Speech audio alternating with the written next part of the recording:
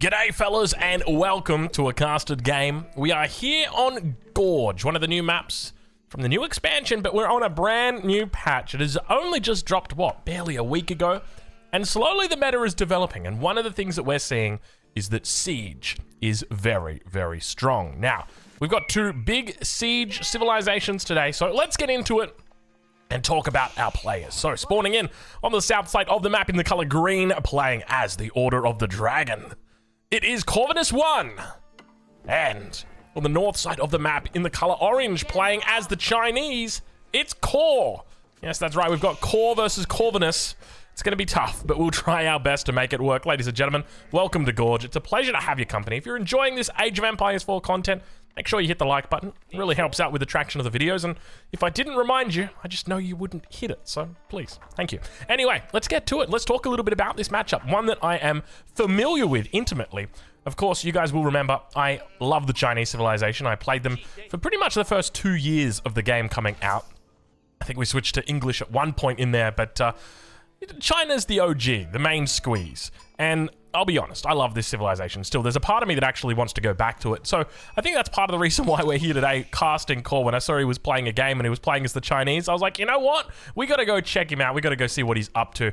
Because this civilization at the moment is in prime position to be moving into that S tier on the inevitable rankings of the tier list. Because it is a civilization that just loves Siege. And we know at the moment that Siege has received some changes. Some people would say they're changes. Some people would say they're nerfs. I would say that, well, you know, the Spring Order's definitely been nerfed, but the Nest of Bees has definitely been buffed.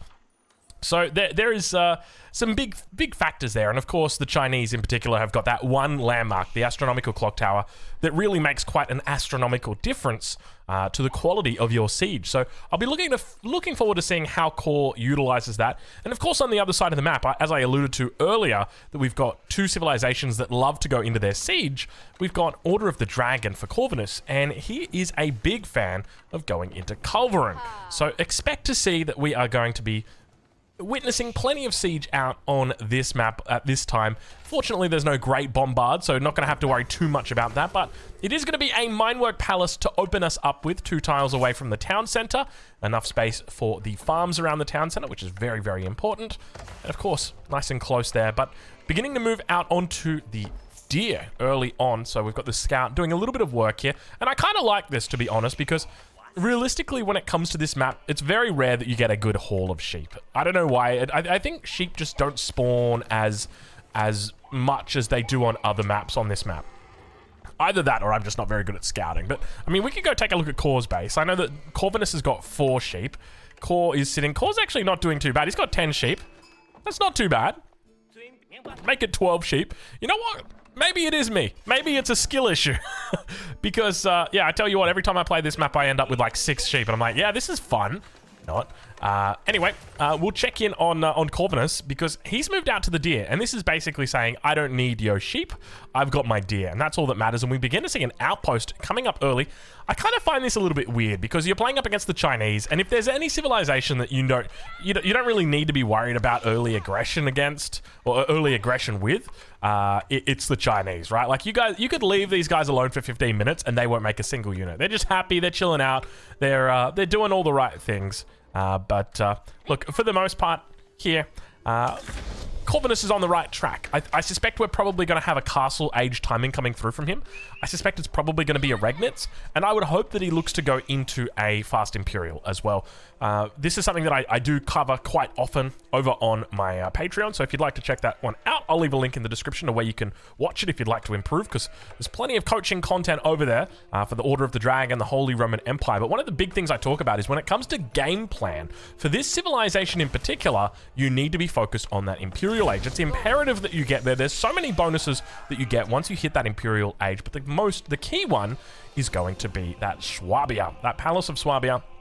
Of course, the villager printer. It's really, really important because what's going to happen in this game, or at least what I expect to happen here, is that Cor is going to be looking early on to be moving into a second town center. And then naturally he's going to be pushing a very high villager count. But to catch up to that, Corvinus, as long as he hits Imperial early on, should be absolutely fine. as long as he gets that Imperial Age quickly and finds that Palace of Swabia. But we already start to see a little bit of an interesting opening as the Spearman. A Spearman is coming out here from Core. Just a single Spearman. And the Imperial Official, I don't know where this Imperial Official... Okay, it is supervising on the lumber camp. It looks a little bit confusing because he's facing in the direction of the barracks. But is just going to go with a single... Oh, no, no, no. Oh, no, no, no. And I love the fact that he brought a single spear to do this as well. I remember back in the good old days, how many Barbicans did we see that are just placed down with like 4 or 5 spears, man? I tell you what, opening like 5 spears into a Barbican was just... that were the good old days. All right, it looks like the villagers have been pulled here. Keep in mind, they are Order of the Dragon villagers, which are an order more powerful than the standard villager. They are going to be looking to try and take down this outpost. In fact, going to be just focusing down villagers instead. If the outpost gets up, he'll be able to use this to essentially bunny hop over towards a Barbican. Inevitably, he will manage to find 2 villagers. If he can get a third one here and then just back on out, he's going to be in a great spot. So that's all he really needs to do. Now I'd back out of there because I don't think you're going to get that 4th one. Doesn't get the 4th one. Will now lose his own villager because of it if he's not careful. Horseman will come out as well. Fortunately, it looks like Corvinus will manage to escape with all villagers. And now Core's going to have to bring even more villagers forward. The consequence of going for this early aggression here is that, well, if it does go poorly, it ends up really hurting you. So the Barbican was looking to come down here on the gold. It would have probably pushed villagers off the deer as well. So it was pretty important to get that down. But worst case scenario, even if the Barbican does come up on this gold, there's plenty of gold on this map on both sides. So it makes it really easy to be quite mobile and to look to try and change out your position. But have a look at this. We've got ourselves a little bit of a tower race. One villager will go down. Second villager looking to be focused here. He will pull it back. The outpost gets cancelled. Second villager still up alive. Does get inside. And it looks like it's going to be a 2 for 3. Keep in mind, we've got Order of the Dragon villagers here, which are quite a bit more hefty than the standard villager. You can see a couple of torches thrown off there. That bug's still in the game. And you've got to be so careful because I don't think emergency repairs is here. He's going to try and rush up the house to get the blueprint out there. A 3rd villager will go down. 4th villager might go down as well. I think he's going to even have the 5th and 6th. He's having an absolute barbecue. Look at the amount of skewers that are out here right now. Things have not gone well for Corvinus. They started off really, really well, but I can't help but feel like he committed to the bit and it just didn't go for him. Emergency repairs is online, so he needs to hit that button. There we go. Emergency repairs will keep him safe for a little bit longer. And behind this, what do we got going on for Core? Because Core is looking to drop that Barbican. He has found a nice little spot. Keep in mind the Barbican does have a huge range on it, 8 tiles of range, which probably should be enough to hit this position and pretty much lock down this deer pack as well. The main issue that I've got right now is that Corvinus has lost 5 workers, and that's a lot because those are Order of the Dragon workers. So it's essentially 6 workers that he's lost. But at this stage of the game, to me, it almost feels certain that the advantage now sits with Core, and really, Corvinus has been quite delayed by this Barbican. I feel like he almost could have just let it go, but it was the consequence of not finding those sheep. You know, sometimes you get lots of sheep, and sometimes you don't. Corvinus looked to invest his scout time on pushing this deer into the mill, whereas his opponent Core just looked to play it a little bit more aggressive with those villagers, with that scout. Look to try and pick up. Well, he's going to have to run these villagers. I don't think this outpost is going to be staying up for too much longer. He does have emergency repairs that'll be coming around, but you can see that Core is just running these out non-stop. Villager goes down again. That's 6 workers taken out now. They are going to have to make a run. 7 workers. Outpost goes down before emergency repairs comes back up. You hate to see it. You really do. Now that Barbican is online, you can see, so it runs just a little bit shy of that gold vein, so he is still technically fine on it. But you can just see just how difficult it is now all of a sudden for Corvinus. Where does he go from here? Because he's doing a little bit of a long walk with workers on the backside. He could think about moving over towards the berries here. He could look to take the boar up this top side. But even then, you're going to be very exposed in Core. He hasn't really searched that top side of the map, so he wouldn't be able to know, okay, the boar's been taken. But, you know, you're still feeling it. Really, I think what's kind of wild here is earlier on, I specifically said, like, you don't have to worry about the Chinese. You don't have to worry, okay, you know, 15 minutes, they're still going to be chilling out in their base. Look at this classic case of Drongo the Rongo. Absolute aggression coming out from Core here. Finding himself a really nice position. And look at behind this. Look at what he's up to. Walls coming up on 3 relics so far. Has he spotted these 2 on the north side? It doesn't look like it. So he's not going to be able to get walls in on them until he finds them. But really, really nice foresight here. Keep in mind he's got the Chinese build bonus, which is going to mean that his walls come up extra fast, but he just knows the timing here. So really, really well played by Core to recognize, okay, that castle age will be coming through shortly. Very, very smart positioning on those villagers. Has he not brought these additional ones out? I feel like you want to be sending a villager out to each set of these relics. It's very, very important. You don't want to let a single prelate manage... Oh, he's actually walled that poorly. I think if the prelate comes out, there's a good chance you can park it right next to the side and pick it up through the wall. 99% sure. You always want to make sure that you've got that little bit of a square going on here. So Core's rushed it, and as a result, it means that I think that this, if Corvinus does show or does come out towards this direction, it will go in favor of Corvinus. But we're right on board with him, as at the moment things have not gone well. It has not been a strong opening for him.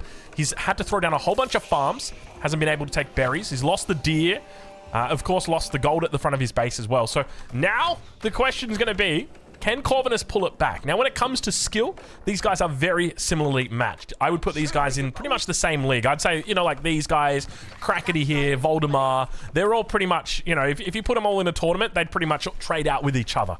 That's how I would suspect it to go. Oh, to be honest, I reckon the Kid would probably win it. The Kid has been on the up and coming lately. I don't know if you guys have seen the Kid. We should cast some Kid games. You know what? It has been a while since we've seen Voldemar. But you know what? He is... He's good. He's good. You're going to like where he's going. We'll say that much. Anyway, Astronomical Clock Tower now going to come up for Core. Still on the 1 TC, which I kind of like as well. Didn't go for that second town center.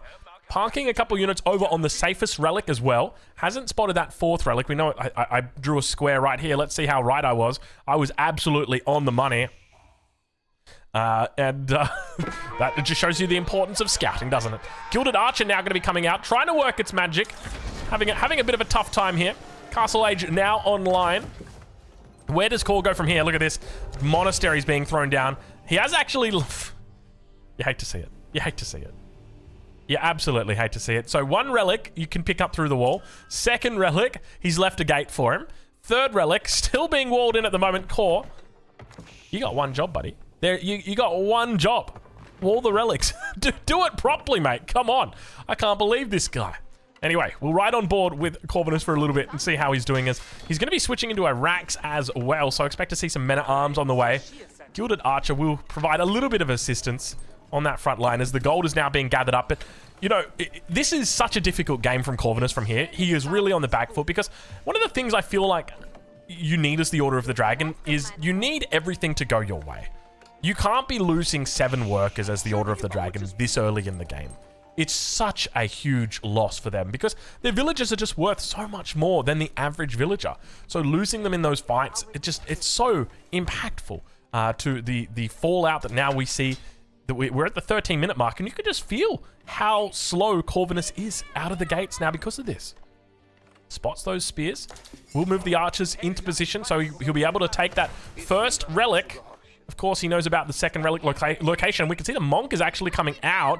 The Scout will cross its path. And I'm curious whether Core realizes, hold on a minute, if the Scout has come out and probably seen and he's on the way, then that probably means that there are units towards. I know he's got archers out. Now, let's see if he does the right thing and takes this to the edge of the map, which is what he should do here. He's not doing it. He's looking to walk it back the long way. 2nd relic has also been picked up here, so looking to try and deny it. It's just going to be a focus down on that Monk. So 1 relic going to be going over towards his opponent, but Core is picking up all the relics. Wall gets deleted. We'll never know if that was the true thing. Look at this, dude. He is supervising all of the Monks out right now. I'm impressed with Core. That is high-level gameplay right there that you are seeing. So using the Imperial official to supervise the monastery so that the monastery trains monks in 12 seconds instead of 30 seconds means that you can get out onto the map, secure the relics, and deny them from your opponent, the Order of the Dragon. And so I think that realistically, this has been a really impressive... I'm going to say it right now, this has almost been textbook from Core. This has been a beautiful thing because one of the things that I failed to mention early on in this game was the matchup. When it comes to this matchup, it is a very hard matchup for the Chinese. And the reason why is because the Order of the Dragon and the Holy Roman Empire are always just 1 step ahead of the Chinese. They're up to Castle Age earlier, so they pick up the relics just before you can get them. They get to Imperial, so if you try and go for the Song Dynasty 2TC, they're going to out-boom you.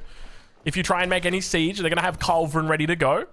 It's just a civilization matchup that is difficult to deal with. And so one of the things that often I talk about when I'm playing the Chinese is you have to throw a spanner in the works. You can't just be doing standard Chinese 2TC Song Dynasty. I mean, you can try. We've seen people like Marine Lord pull it off. But it's rare that it actually works. Your opponent has to misplay.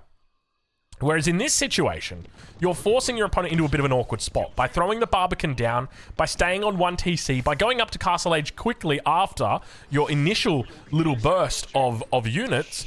Denying those relics away really prevents them from gathering up a huge portion of their win condition. When it comes to playing the Order of the Dragon, their win condition is relics. 3 relics is good, 4 relics is great, and 5 relics is impressive. So, look, the fact that Core has denied that many relics and Corvinus is only on the single relic, it's going to be a tough game for him. We'll say that much, but never count him out. This is the Wallalol God we are talking about. Of course, famous for his ability to control monks and make sure he times it perfectly when he hits that Wallalol button. Gilded Spearman numbers starting to increase, up against a decent number of Lancers. Naturally, you'll be making plenty of Lancers if you've got plenty of gold coming through. And speaking of Wallalol, he's looking to try and get it. Not gonna happen. The Lancers make it away. Jeez, he's just got everything in position ready to go. The Wallalol God, he is always looking to strike. Single Gilded Archer. Now on that Sacred Site. Second Sacred Site captured in the middle. Third one, not yet taken. But the Nest of Bees is now looking to join the battlefield. Second one coming out here as well. Still got that Imperial official just supervising up the monastery. Might need to fix it up. It can be a little bit tough because they don't show up as idle if they're not doing anything, because technically they are doing something. Yeah, always want to try and keep that in mind. Doing very well though. I would say I'm liking this kind of. And the second TC is just absolute perfection. Core. I'm going to be honest. I think I might steal this playstyle. I think I'm going to go back to the Chinese, dude. The Chinese are just such a fun civilization. Mainly because I'm a Zerg player, right? Like, when I played StarCraft, I played Zerg. When I'm playing Stormgate, I'm playing Infernals.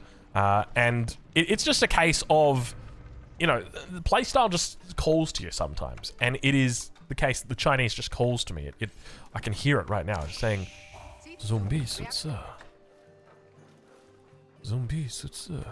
And I'm shaking my head. I'm like, yeah, let's do it. All right, anyway, let's worry a little bit about how Corvinus is doing. As upgrades are starting to come through. He's looking for eco upgrades. Both players, in fact, are. Horticulture coming through for Corvinus. Fertilization coming through for Core. So a little bit ahead of his opponent. At the moment, the villager count still in favor of Core, and it is only going to get worse because we know about that second town center. He's found a really good window for it. Now, my big question, ooh, nice control here with the spears. My question is, how does Corvinus get to Imperial Age? Because normally at 18 minutes, he should have been Imperial Age for 6 minutes at this stage of the game. Like, he should have been Imperial Age by a country mile. And he's not. And he's still not. And the farm transition is coming in, but it's a little bit slow. You can see him deleting things in the back of the base to throw more farms down. But it's a bit of a slow transition, and without that farm transition, it's going to be harder to get to Imperial. And without those relics in the bag, it's going to be harder to get Imperial. There is a potential, I guess, ramification of that early game destruction that Corvinus just can't get Imperial, that he can't find a window for it. And I think that might be the case here. He's quite happy in the Castle Age, but this is definitely not where the Order of the Dragon are their strongest. By far their strongest is Imperial Age. That's where they get Swabia, that's where they get Culverins, that's where they get Hand Cannoneers, which are by far their best unit. There's no two ways about it. Little Prelate getting absolutely slaughtered on that top side. And walls now starting to come up for Corvinus on the south side. I like the fact that he's walling this in. He's got to be careful though, because now all of a sudden we have got Lancers looking to make their way in the middle of the map. And look at this, the Nest of Bees teeing off towards all of the units, with the Spear's going to be able to get in on top. Battering Rams just, I guess they're just doing their thing. And Spear's getting eaten alive. You can see that he's struggling to take these out. It's going to be one that goes down. Second one will get taken out as well. He's got another Nest of Bees in the back. Core doesn't even care at the moment. Villagers getting taken out. He's taken out 12 workers total this game. Looks like a third Nest of Bees will go down. So technically good little wins here for Corvinus. But at the end of the day, you can't help but feel like things are not going his way. especially considering Core is now ahead on that second TC. Farm transition also coming through for him. He does have plenty of villagers out here. We can see he's just taken the deer out here. He's got the boar as well if he so chooses. Bit of a weird walling technique, though, coming through from him. I'd want to ask him about this. What made you wall in this way? It's almost like he's walling, like both players are walling to this central location. It's a bit strange, but I mean, I understand it. It's just a bit weird. You're kind of leaving the middle lane open and inviting your opponent in. I'm more of the I'm the kind of guy who just likes to wall everything nice and tight, get it all choked in close together, and then expand my onion out. But speaking of expansion, the mill now going to be dropped down once again on these deer. Hopefully he's going to be able to pick them up. There's still plenty of food out here to be had. I think there's, yeah, 1, 2, 3, 4 carcass, or 3 carcasses and a deer. So not too bad. But now, I mean, from this point, all Core needs to do, he can go Imperial, and you can see the resources that he's got going are absolutely the right thing to do. Go Imperial Age and just Palace Guards. So go into Battle Hardened, look to pick up the upgrade for them, and then also get the Elite upgrade. The only thing you've got to watch out for are Lunch Connects, but of course you're going to go into Nest of Bees, and you'll be absolutely fine. And because you're in the Imperial Age, you're going to have the advantage when it comes to things like Springald, so your Nest of Bees will be uncontested. It's just a very nice time. Gilded Landsknechts, though, do have their upgrades coming through. So it looks like we've got the Zornhau upgrade that has arrived. He's also managed to pick up that extra little bit of armor, the cuirass, for the men-at-arms. Even though there's only a single men-at-arms out on this field at the moment, it does have that cuirass that will be active at the 30% mark. All right, well, I'll be honest. Core has impressed me a lot this game. I know for anybody who's seen me cast a game with Core before, you will know that I banter a lot with him. And I think the whole community banters with Core. Maybe it's Core that banters with everybody in the community, but he's a bit of a meme. But I'll be honest, I'm impressed with how Core has played. He has played very, very... I would almost be tempted to say flawlessly throughout this game. So this is a tough ask for Corvinus here. If there's one thing going in his favor, though, it is the matchup. He doesn't have the tempo advantage, and have a look at the military difference here. I think one of the ways that Corvinus could actually hold this game, Imperial Age, Outpost, Cannon emplacement on the Outpost, get it fortified, throw the Relic inside it, then you have got yourself a game-winning position, because if he tries to fight into that and he doesn't respect it, you can totally come back from that.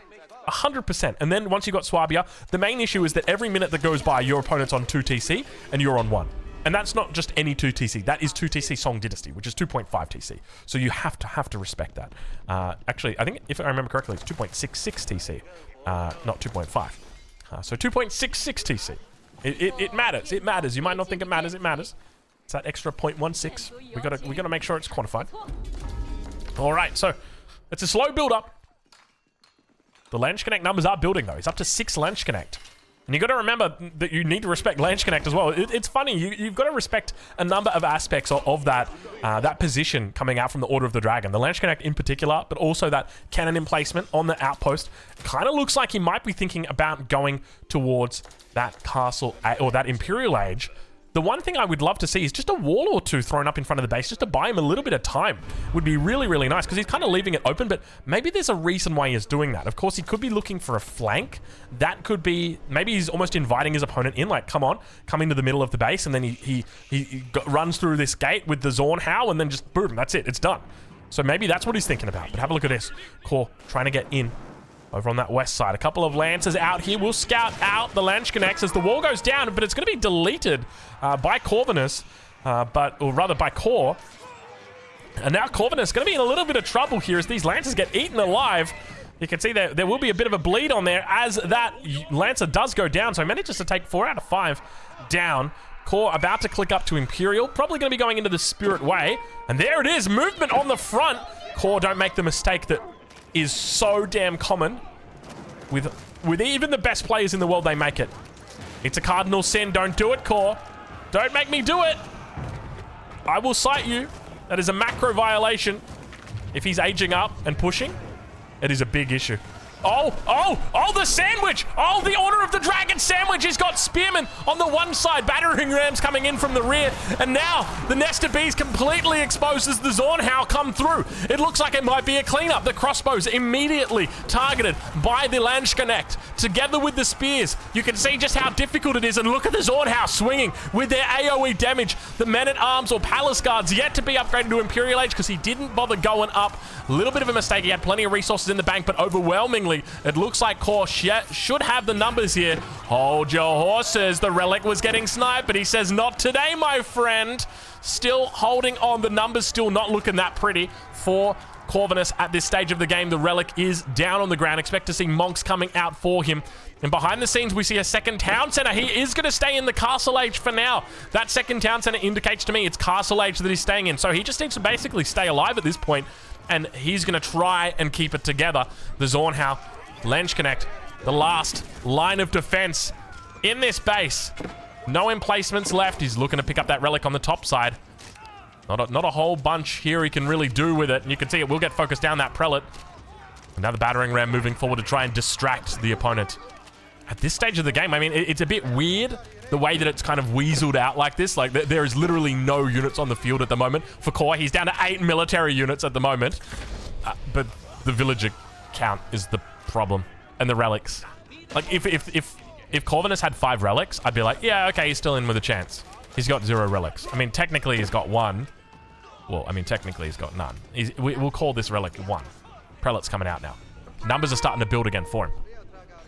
But at this stage, I mean, Core just rebuilds instantly. And that's the thing you got to remember, right? You're playing up against the Chinese. He is probably supervising all of these production facilities back here. Let's have a look and see if we can spot those Imperial officials. Supervising the blacksmith. Supervising the lumber camp. That's a macro citation right there, if I've ever seen one. We need another lumber camp. But look how quick the rebuild happens. Look how quickly he rebuilds. 15 crossbows in queue. Switch it over to income. 26 minutes into the game. Let's get a little bit of an idea on where these two currently sit. I know. It should have been earlier. I'm sorry. We got 1,100, 2,100, 2,500 for Corvinus. And on the other side, 2,700, 3,700, 4,800, 4,600. You're talking about 6,000 versus 2,500. That's a big difference. That's more than double the economy right now. And Core is an absolute country mile ahead of Corvinus in this game. And I can't help but feel it all just goes back to the very beginning of this game. And it's so hard that it went that way. By losing those villages, it meant it delayed his Castle Age, which delayed the Relics, which delayed the Imperial Age, which loses him the game. And that's the sad reality of it. Wallalol attempt now coming up the rear. Corvinus looking to try and steal all of the Palace Guards. Immediately taken out by the backline. I don't know what it was. It must have been these crossbows here. A split second, he was going for it. But unfortunately, I think that's going to be it. There's no way he survives through this. The numbers are way too great. Unfortunately, he doesn't have that outpost with the cannon emplacement to defend. And that is going to be game. Ladies and gentlemen, today your champion is Core. Tomorrow it might be Corvinus, but I'll let you check him out over on Twitch. Go have a look. The links are in the description. Go watch them live because they're streaming all the time and they're incredible guys. So go say good day from me and we'll catch you in the next one. Thank you so much for watching.